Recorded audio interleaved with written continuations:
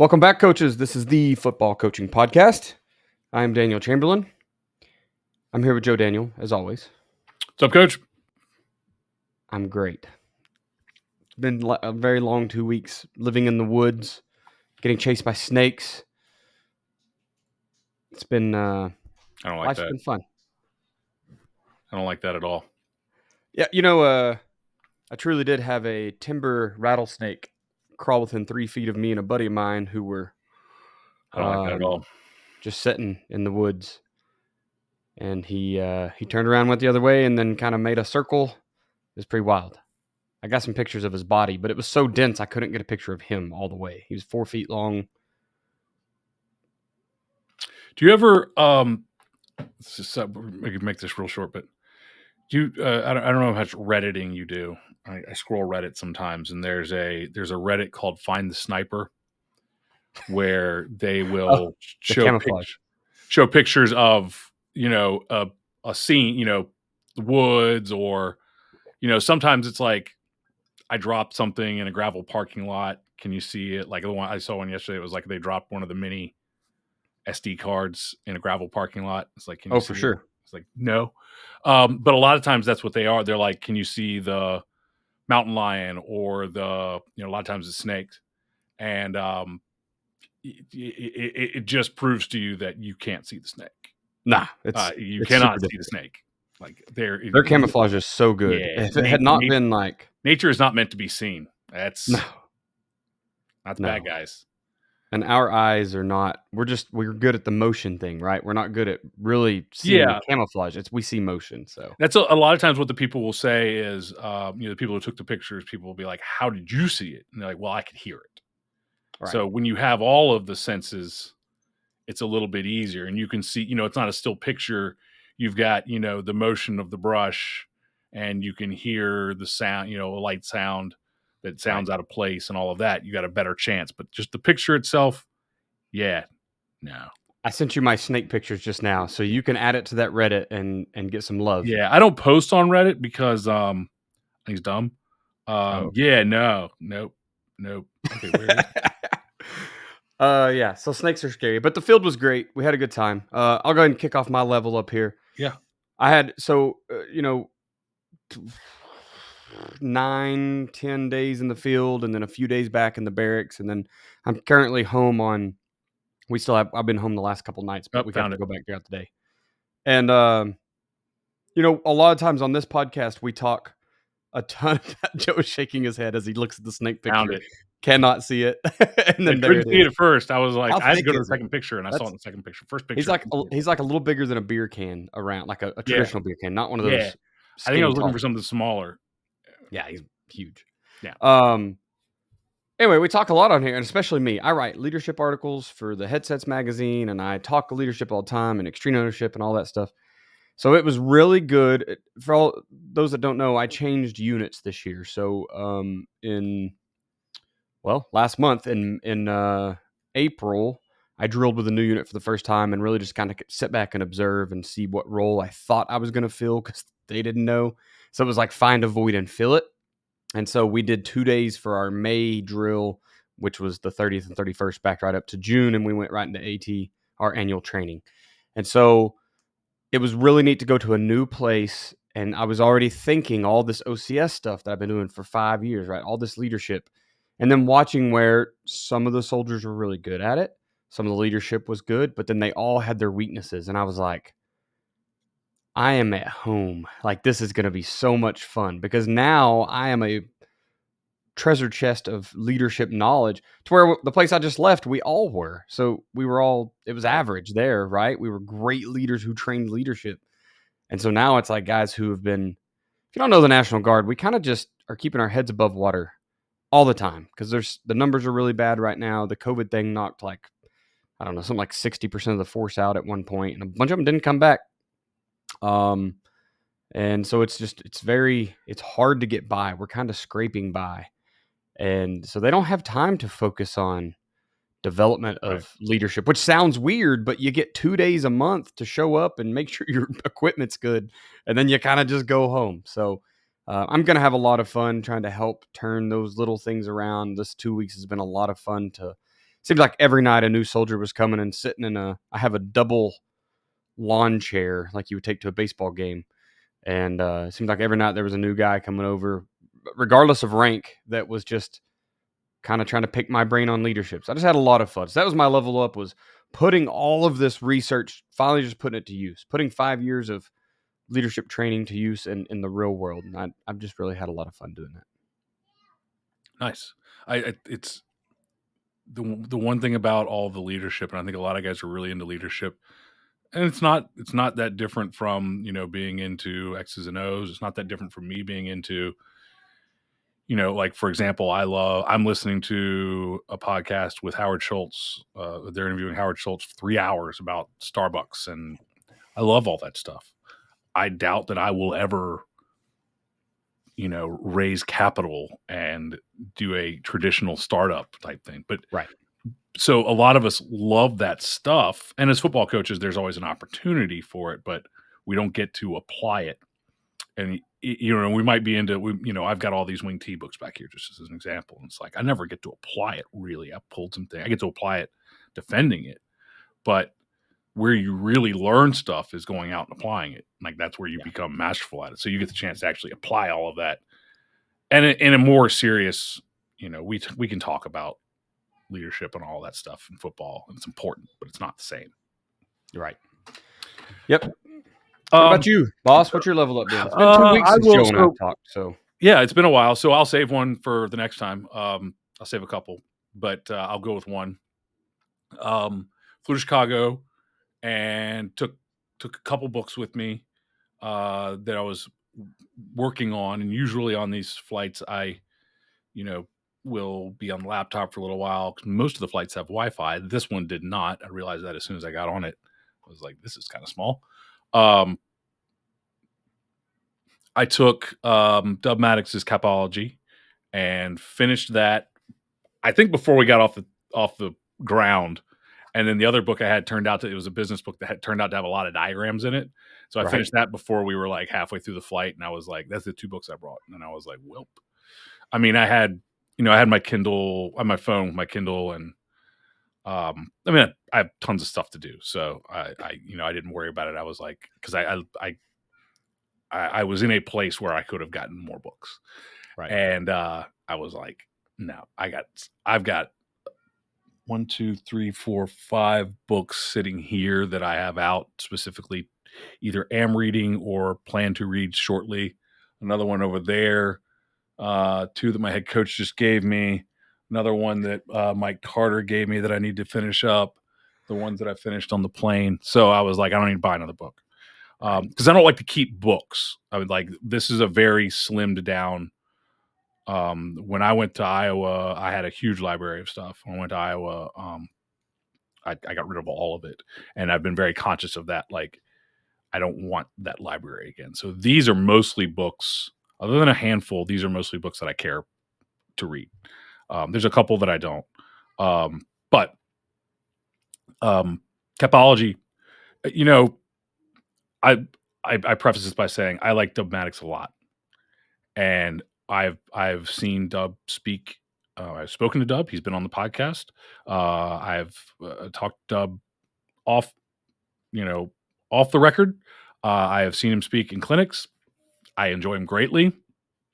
There were a couple of things in Capology that I was like, I'm going to, I'm going to look at this deeper, but I'm not an R4 guy.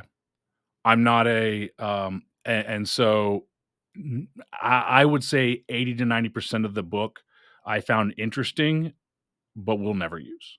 Right. And it just doesn't, but there's a couple things, big things, that I'm like, I really, I like this. So it's interesting in reading it, and you always, he does a great job of researching, and so there's always little things that you find in there that with somebody who is a researcher. And we had Coach Vass on, similar, right? I'm never going to run that stuff. I enjoy talking to him about it. I enjoy hearing it. No chance I'll do it. Doesn't make it wrong, doesn't make it right. I always think it's funny. I was thinking about this. I was a lot of guys will be like, you hear coaches always say this. I'm not that smart. They're this, but I'm not that smart. And it's kind of that self-deprecating humor. Like, I am that smart. Like, I'm that smart. And I'm like, I'm never going to do that. Right. I never see a place in my life where I do that.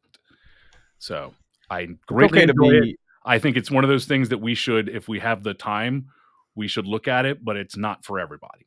Yeah, it's okay to be that smart, and also have the understanding that like self-awareness. Like, I'm not going to install that, right? Like, I can't use it.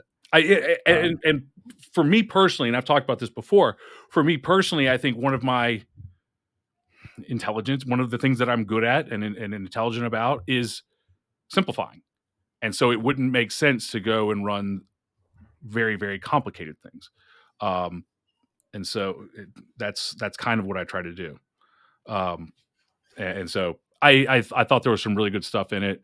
And then as I continued reading, it was like, I've felt this way in a lot of places and a lot of times. And I know people who read books this way. Very, very, very, intelligent, successful people who read books this way. They will read like 20 or 30% and then they're out. And like, I'm not that way. I have I have that little bit of a completionist kind of mindset where I've got to finish this.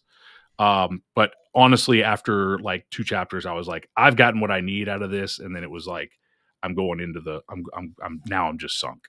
Now I'm just, getting through. I think those points that you never know. I always talk about building a toolbox. Like, you never know when you might need one of those. Like, Yeah. it could just be a kid that can't get your way, and you're like, I have to have another way to get through this quarterback. And maybe that's what it is. Maybe you're an R4 guy, or that series of years that he's your quarterback, right? You never know. So I think it's cool to have different ways, different perspectives to see things. Or I just like to be able to problem solve. So I want all kind of tools in my tool chest. So I think it's important to, I agree, having different ideas and stuff. I think one of the things that we have to just avoid is feeling like jumping from thing to thing and like, oh, I want to do this. I want to do it all.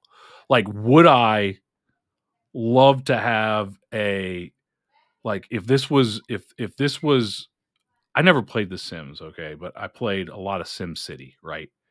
right. If this was Sim City and I could just do a season where I did R4 and play with it, and do one where I did Wing T, and then just have Godzilla come in and destroy the thing at the end, like, I'd love it, but that's not the reality. I have my thing. I have the way we do it. It evolves. It evolves in different ways. It evolves based on the things that we're doing. And a lot of times what happens is that it evolves because of the personnel, or it evolves because of maybe we've got somebody on staff who has a particular skill set that we want to use. And usually what happens is it evolves and then it goes back to the core. And then, so it's like, okay, we go in this direction a little while. And then, a couple kids graduates, coaching staff changes, go to a different school. Bam, we got to get back to this and then let it evolve in a different direction. And then, bam, we get back to this. And so, we've been, under center, we've been pistol, we've been pass heavy, we've been, a zone read team, a gun team, but it all, the core is always there. And then we always end up coming back to, all right, let's get under center and let's run downhill, base run game, quick game, play action, and go from there. Awesome. Well, we're actually going to keep this episode kind of short. We are before we press record. I'm going to spend some time with family who I've also been away from 2 weeks, not just talking football. Yes. So pay the bills real quick. I want to start with, literally in 3 days from time of recording this, I will be doing the Sulfur Strong Clinic, sulfurstrong.coachesclinic.com. You can still go there and buy access now, even if you've missed the live recordings, if this is the first time you're hearing of it, because this comes out the day after I finish, I believe. I think we've almost caught up to our episode recording. So, So jump over there. It should be around $35 for the pass, and then you get a year of access. All kinds of names, man. Joe's going to be speaking. Kenny. There's a chance my wife will be filling a slot because we have one that's in limbo. So a little concussion talk. Bill Blankenship is going to be talking. Adam Gaylor from down at Jinx America. I have got people from all over the place, but all high school coaches, and then one NIL group that's going to help your kids navigate that landscape when they graduate from you and head that way. Or if you're like Oklahoma, that is a thing here now. We have NIL and a transfer portal. So high school football has gotten kind of crazy this offseason. Anyway, sulfurstrong.coachesclinic.com. If you haven't already signed up, go over and check it out and listen to those guys. Sorry you missed the live and the Q&A, but there's will be lots of good information there still. Yep. Yeah, the NILs it's really, really big with basketball here. It's not as big hasn't been as involved in football, but it exists here as well. It's trickling down. So yep. You can go to joedanielfootball.com. Check out my Instagram, joedanielfootball. Go to Joe Daniel Football on Instagram because I'm putting stuff on Instagram. I like it. Let's go. All right. Question number 1. First of all, what we're talking about is how much do you want to show when you go to your scrimmages? And that's probably what the title is of this episode. Or if you're going to camps, if you hear this, there are teams here that still have summer, like they have camps this spring. They're still going to team camps right up until dead period, which is the beginning of July. So, right. How much do you want to show at those things? And so we're going to kind of dive into that. Question 1, why does it matter how much you show? It's always, it's the gamesmanship of it. And, I know that there are places that don't have scrimmages at all. So I believe Illinois is one where you don't have any scrimmages and you just, it's like college. You just show up and play. But most of us have at least 1 or 2 scrimmages before, or a jamboree or whatever camp or whatever, something where you get with other teams and you've got to kind of decide, because for most of us that will go on film and it will be traded, for our first game. And so how much do you want to give away for that first game? And of course, there's always the considerations of wanting to have that edge, wanting to have that little bit of unknown that you can only have in week 1. In theory, if you have a crappy week 1 opponent, you can keep the cards close to the vest for an extra week. Right. But if week 1 is in any doubt, you're going to put out there what you need to put out there to win. But in your scrimmages, you don't have to worry about winning. You want to put out there what you want to see. And so there's just always that this is the one chance, that week 1 game is your one chance to not show everything. From an offensive standpoint, especially if you have your jamborees or whatever you call it, your camps where you go against multiple different teams, from an offensive standpoint, you may see a 4-2, a 3-4, a 3-3, and you don't want to put out there how you attack every one of those. You want to be pretty bland and vanilla, so that everybody who runs everybody's defense isn't seen. Same thing defensively. You might not want to show every check and adjustment. You might not want to show every blitz. You might want to show disguise or some stunts and stuff. So it's really just to give yourself an edge in week 1, is if you want to keep some stuff hidden. We're not talking about, hey, I don't want to install this because my guys aren't ready. That's different. It's about, what do we want to hide from our week 1 opponent? And that would be the only thought process behind this. Yeah, I understand the scrimmage, you aren't there to win. But like you said, it really is just an advantage for 1 week. And the system that I run, and I know we're talking offense and defense. We're going to go offensive heavy because defense is so reactionary, right? You'd want to do Well, what you it's do, it's but it's not that you've got to different. Like, line up if you the have change basics. up fronts and stuff like that, you might not wanna Right. show all of that. Right. That's true. Offensively, I want to be so darn multiple anyway that it kind of doesn't matter. And I want to show them a whole bunch of stuff that I have no intention of running week one, but still covers my concept. So if I want to Right. be a counter team, I want to show them my base counter because I'm going to come out and bluff it a few times. And then I want to show them some ridiculous overload or tackle over counter, some stuff that makes them waste practice time. And maybe I don't Yep. even actually need it against them.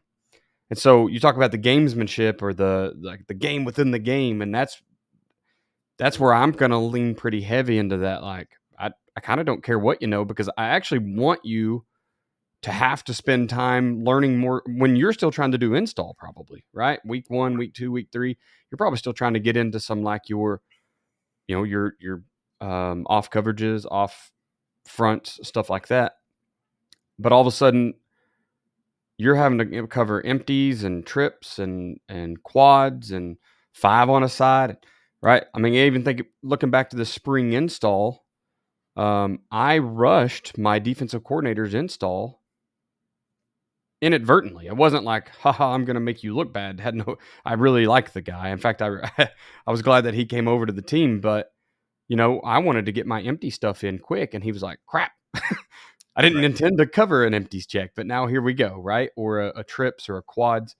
And so it's kind of the same thing. I'm going to rush your install with what I'm showing and make you go, Jesus Christ, what don't they run? Because, kind of that philosophy, formations are cheap, concepts are expensive. So as long as I can get my base concepts and watch my kids run the things that I want to do, I want to be a counter team. I want to be a duo team. I'm going to show you counter and duo because we're going to run them anyway.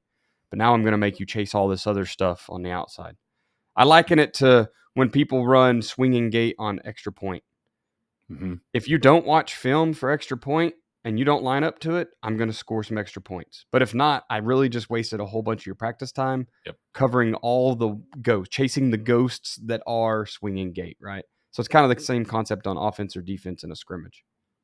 No, so there's two ways to go about it. You're exactly right. One is I'm going to show you a bunch of stuff and waste your time, and that's I always if we are if we get up in a game, guys will do this a lot, and I do it. If we worked on something, let's say we worked on trick play, and I tend not to want to run the same trick play week after week after week. But if we're up, like, okay, we're up 3 touchdowns, this game's getting out of hand. Let's get this thing on film before it's, if we do it up 3 touchdowns, it's not that bad. If we do it up 5 touchdowns, it's kind of a dick move. So let's get it out now, Yeah, and put it on film. So there's we want to put this on film. We want to put this formation on film, that kind of stuff. So taking empty as an example, it comes down to, and we'll use empty as a real simple, let's quads is a better one. It's a little more random. So you've got a quads formation, right? And do I want, if I know that I'm not going to run it that much, but I want to run it so that you waste time aligning to quads, and then I don't even plan to run it? Or do I want to not show my quads formation so that you don't teach your kids how to align to quads, so that when I line up in quads, either you waste a timeout or I get a gain, because you're not ready for it potentially. right. So 2 ways to look at it. So that's a good look at the why of why you would plan your scrimmage that way. Absolutely. Part 2 here, moving right along. How do you plan your practice or install kind of around that scrimmage? So I think this is interesting from the standpoint of I'm going to run stuff. It really is interesting from both standpoints. From the standpoint of I don't want to show these things. How do I plan a practice where I work on these things because I know week 1 I'm going to run them. So maybe you've got a special package. I'll use our over package as an example. We had our over shift over package, and I didn't want to show that when we first did it. Now everybody's seen it. We've done it for years. Now everybody's seen it, but I don't want to show that. So how do I get enough reps of that in practice that we're ready to run it week 1, but we're not going to run it in the scrimmage? And I got to tell my kids, like, we're not going to run this in the scrimmage. And they love that. They love it when you're like, we're going to hide this from them. They like the little gamesmanship stuff. They'll play that game. The offensive linemen are always making up funny calls and worried about somebody stealing their calls. And it's like, dude, that kid's over there just trying to figure out, which hand goes down in his stance. Like, don't worry about it. Right. But then there's the other side, which is we're going to run this in the scrimmage, but we don't really need to be good at it because we're not going to do it. We're just putting it on film, or we're going to do so many different things. Or, how do we plan that practice? And you know what? I don't know what your scrimmages are like, but ours, unless you do a benefit game, and a benefit game is where, just in case anybody doesn't know, a benefit game is where you basically play a game, but it's an exhibition. And usually you'll do something like people get into the game by bringing, a canned food or something like that. It's a fundraiser deal, or not a fundraiser. It's a charity game. In those, you'll play an actual, special teams and everything. But most of the time with our scrimmages, especially with our first scrimmages, or if we do a jamboree, there's no special teams. So it's the same thing. How do I get enough work on kickoff, kick return, punt return, knowing that we're not going to do it in week 1? And so what happens a lot of times is that's where you get your advantage as a special teams, is the other guys are like, they forget about it because they're not going to do it in their scrimmage. You get a poorly organized team who's maybe better athletically than you. That's your edge, is they forget that and you don't. And then you win in the third phase. So what you're saying is, like, you recommend using an actual game week install schedule or game week practice schedule. So you're hitting the special would hit it teams all on your Monday or Thursday. You're still practicing all these things, and you're getting that extra week to kind of put those away, but you have that experience. Your install schedule should be based off of, and your install schedule is goes up to your first scrimmage, but then also you've got week 1, week first scrimmage, second scrimmage, and then you've got game week. Your install schedule is based off of what you need week 1, not so much what you need in the first scrimmage. Now, that the things that you get done before the first scrimmage are the only things that you'll have available. And again, you may not even want that. You may not even want all that available. But you're installing and your practice planning. The only time that we consider and I've done it 2 different ways, but the first scrimmage has almost always been the only time that we consider the opponent in the first scrimmage is the day before, when we kind of back off, let everybody recover, and from some tough practices, getting used to pads and hitting and everything. And we'll have that Thursday practice showing, okay, they run this. This is what this is what we know about them. And I always talk about we played a school here in Virginia, and I asked what they ran, and somebody said wing T. I said, great. And I showed them wing T. And they were like 6-5 the year before. So we were in single A. We were 2A. So, okay. And we showed up. They were double wing, which is a completely different animal. We just had to scramble to get into a goal line set and kind of play it. Now, we wouldn't have installed our whole double wing package, but we probably would have just gotten in a goal line set. But we were completely, scrambling to do it. We had lost a couple guys early, so we were figuring out what to do. So they're running a double wing, and they win state title that year. So they absolutely ripped us with it. So, but, I would have liked to have been a little better prepared for that. Most of the time, though, we're just going to go out and we're going to run our, if you run something wacky, we're going to run our base stuff. Yeah. And I think it's a good learning time for the kids too. Like, the base doesn't cover everything. We're going to install other things, right? Trust your coaches kind of thing. But we had one year where we were in a 4-2-5 and we were split field coverage. And, we were installing all that split field coverage because that's what fit our opponents. And we played a pretty basic traditional wing T in the first scrimmage, and I taught them nothing for it, nothing, and all of our rules held, and we played very well against traditional wing T in the scrimmage because I didn't talk about it because you know what, we have alignment rules for that. We don't do anything different in our base. We just lined up and played it, and as long as we keyed the guards, we weren't concerned with what happened in the backfield. So that let me know that we were on the right track with that team. Yeah. Awesome. Last question I guess here. the end result of that is do what you do, and then prepare them briefly for your opponent, your scrimmage opponents. But don't. I was going to say the other thing that I've done is, and this is more of a staff thing that you might want to do as a staff, and can be helpful, is we prepared for a scrimmage, usually the second scrimmage when we have done it, as if it were a game. And that gave the staff, the team, everybody a chance to go through a game week preparation without the game week pressure, and feel what that practice was like. And it's funny because I think that works best with experienced players and a staff that maybe hasn't totally gelled yet. Right. That's probably the only time that I would use that. Good point. Last question here is, how do you ensure that you show on that scrimmage day kind of what you plan to, if that makes sense?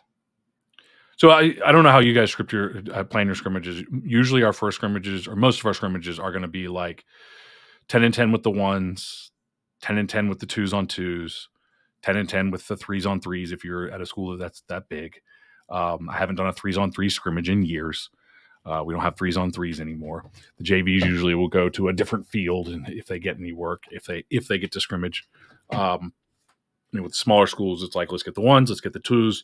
And small schools, it's like, all right, here's the one offense, and then here's the one defense, and then we go to the 2 offense, and that is all of the 1 defense now playing their other position, and then all of the and then somewhere midway through that we put in all of the other guys to get some film and give them a shot. And we always have to manage with small schools. We always have to manage, like, when are you going to put those guys in? Because I'll put those guys in too. I'm not here to, we all want to get everybody reps right now in those late. And then we'll have a live quarter usually. So the first thing is we will script offensively what we want to do. And we may even script defensively, because when you go in just a 10-play series, they're on a script, right? They're not really thinking like, all right, it's 3rd and 3. Like, they're just kind of running things to run things. They're, maybe they're rotating their quarterback or whatever. They want to see, they're doing the same thing. And so you're not getting a live games, where play calling situation. And it's because there's no consequences, right? What's the consequence? What changes our base play call? What makes us, other than, okay, this is what they're good at, this is where they want to attack. And I do want to think about those things if I want to call blitzes.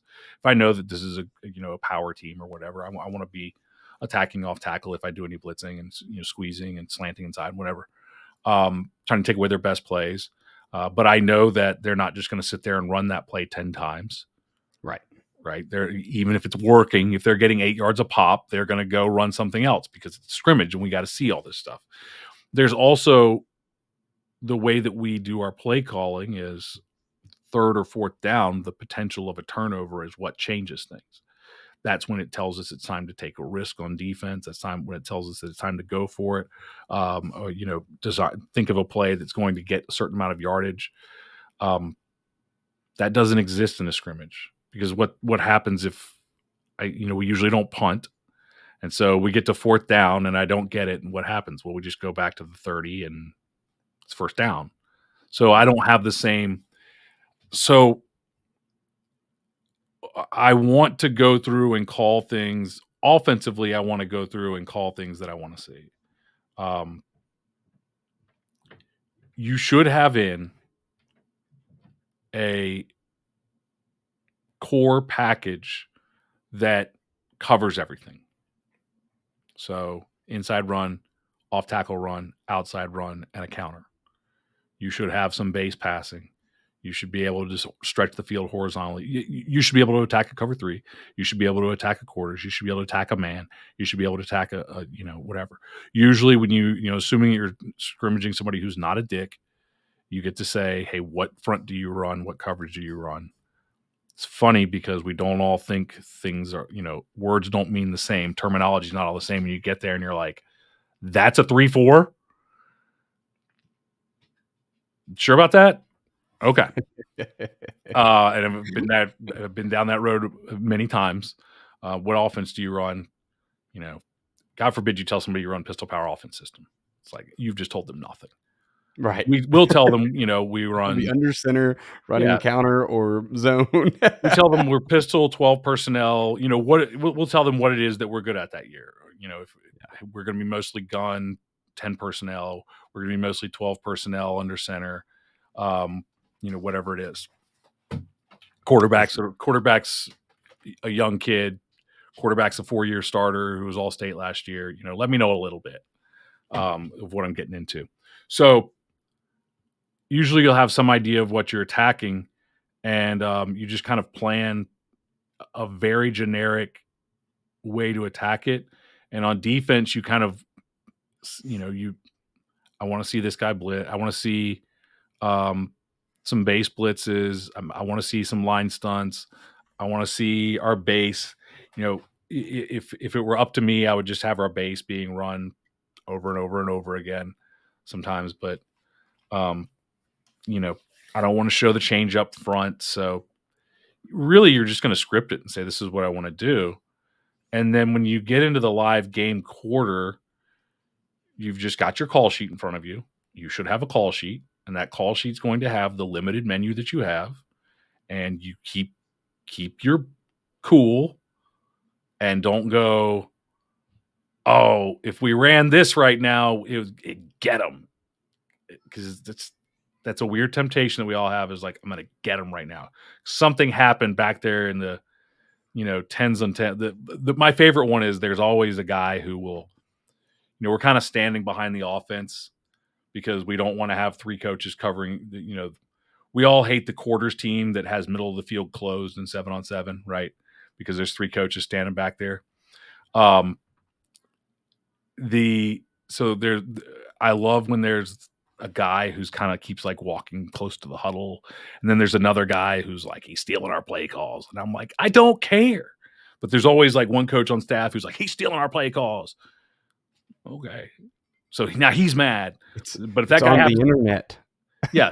But if that guy happens to be the coordinator, he's over there like, I'm gonna light these guys up for that. For what? For being stupid?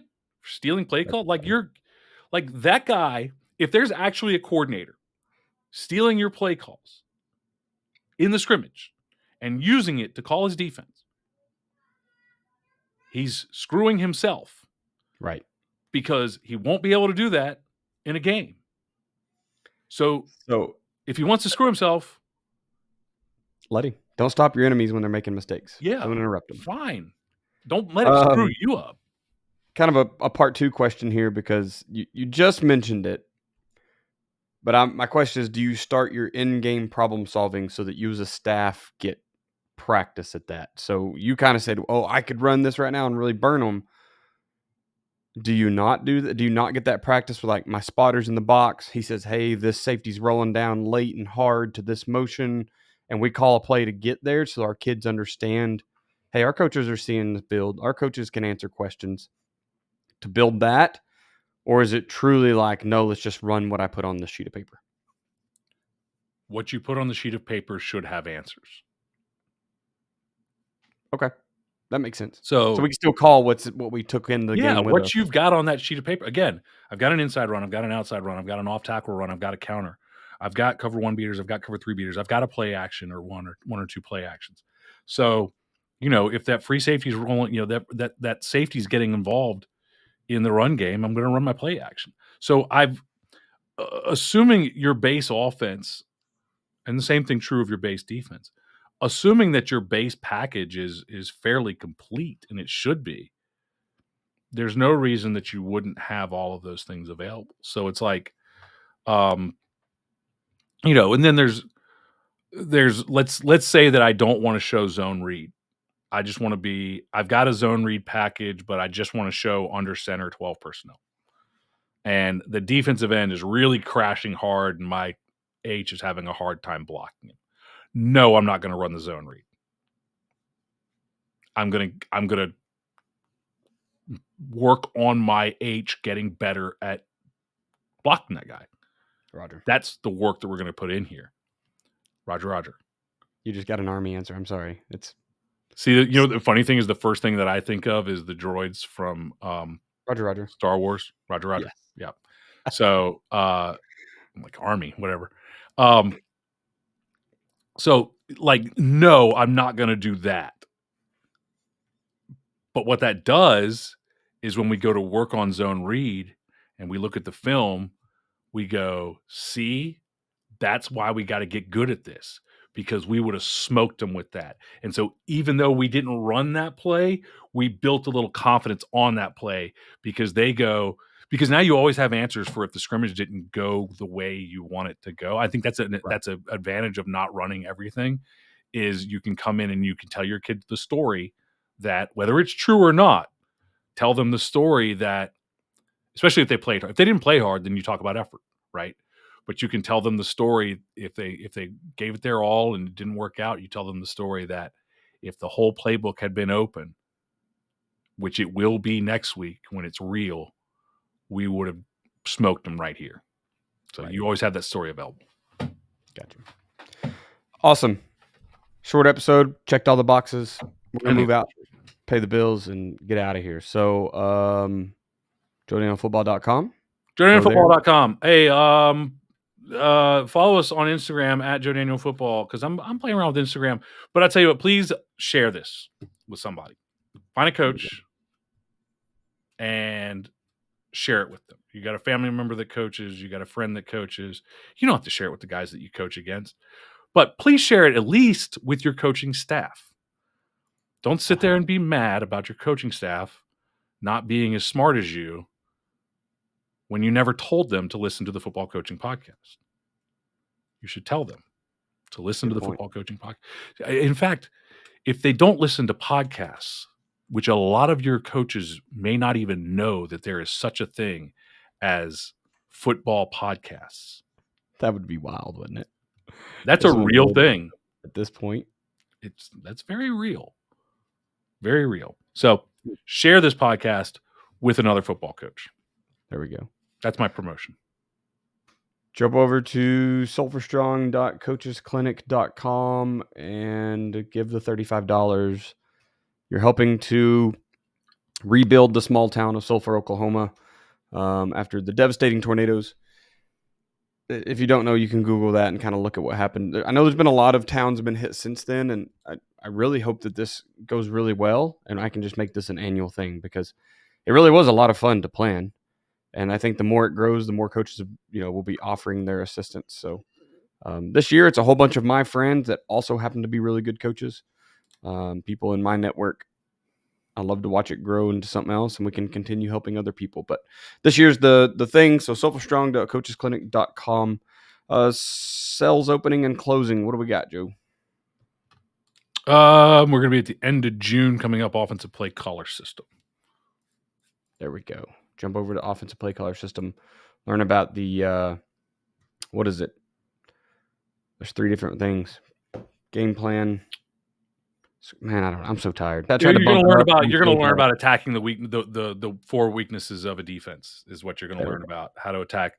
If it's a system of if-then play calling to attack the weaknesses of a defense. Kind of some of the stuff that we were talking about there of, do you pull all this stuff out? It'll be at joedanielfootball.com/OPCS when it opens up for enrollment. And if you are a JDFB Premium Coaching Systems member, you will have a special offer in your June newsletter, which is all about special teams and coming to a mailbox. If it's not already there, it's coming to your mailbox in the hands of the mailman. It is a physical newsletter, so look for it.